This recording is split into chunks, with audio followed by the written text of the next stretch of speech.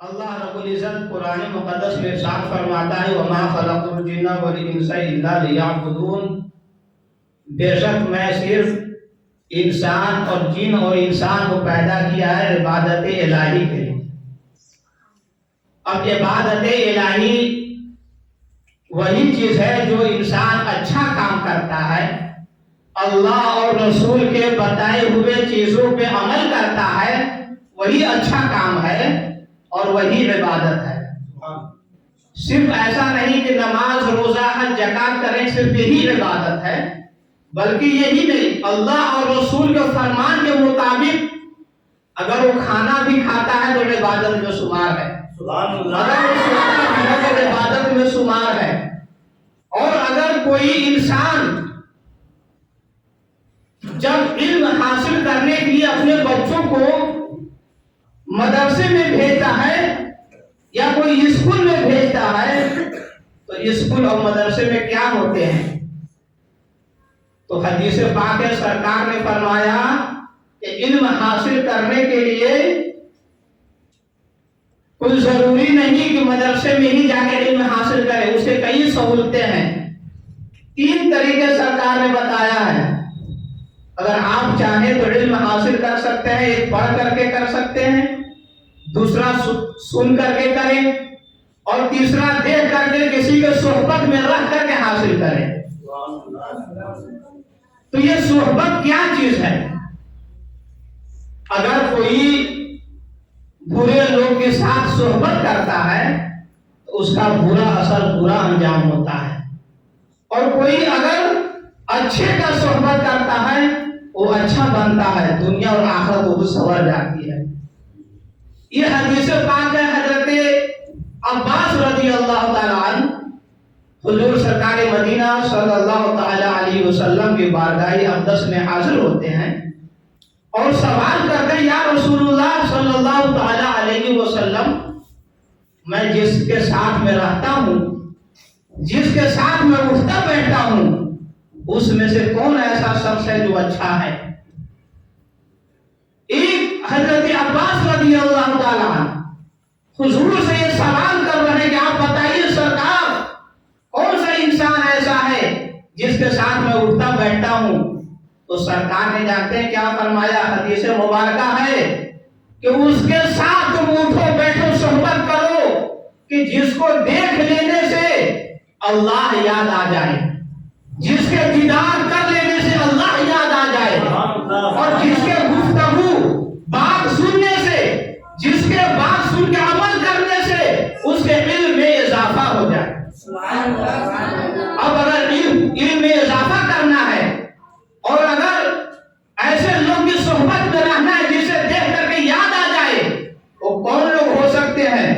وہی لوگ ایسے ہوں گے جو اللہ اور رسول کے کہے ہوئے مطابق اس کے راستے پہ چلیں گے، وہی لوگ ایسے ہوں گے جس کو دیکھنے سے، دیدار کرنے سے اللہ یاد آ جائے، جس کے گفتگو سے، جس کے باتوں سے علم میں اضافہ ہو جائے، اس کا علم بڑھ جائے۔ ایسے لوگ تو ہو سکتے ہیں۔ تو ہم کو کیا کرنا چاہیے؟ اچھے کی صحبت کرنا چاہیے۔ آپ چاہیں تو عطر والے کے ساتھ صحبت کرنے، عطر والے کے ساتھ رہیں، خوشبو بیچنے والے کے ساتھ رہیں، تو وہ کیا کرے گا؟ یا تو خوشبو دے گا یا عطر دے گا، یا تو عطر آپ خریدیں گے، یہ کریں گے نا۔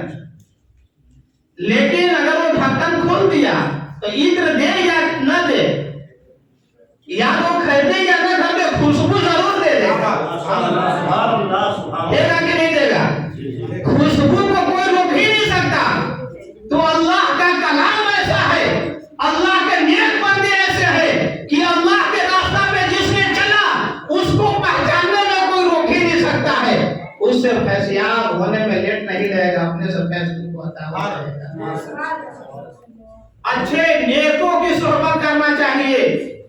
جو نیک آدمی ہوگا، جو عبادت گار ہوگا، جو اچھے بات کو فالو کرتا ہوگا، اس کے ساتھ صحبت کرنا چاہیے، اس کے ساتھ اٹھنا بیٹھنا چاہیے۔ حضور سیدنا غوث پاک رضی اللہ تعالیٰ عنہ اپنے بیٹوں کو 4 نصیحت کی ہے۔ پہلا نصیحت، तुम अल्लाह पे उम्मीद रखना। क्या किस पे? अल्लाह पे उम्मीद रखना, किसी इंसानों पे उम्मीद मत करना।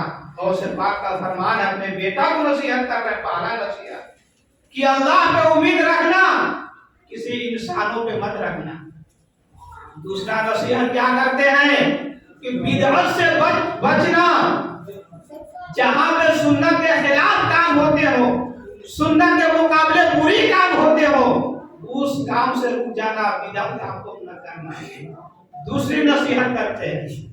तीसरी नसीहत क्या करते हैं गौसे पाक कि अगर कहीं अल्लाह और उसके रसूल का जिक्र होता हो, कहीं उनकी बातें होती हो, तो उसमें ताखिर न करना, जितना जल्द हो सके उस जिक्र खैर में शामिल हो जाना और अल्लाह और रसूल के बातों को सुनना और उस पर अमल करना।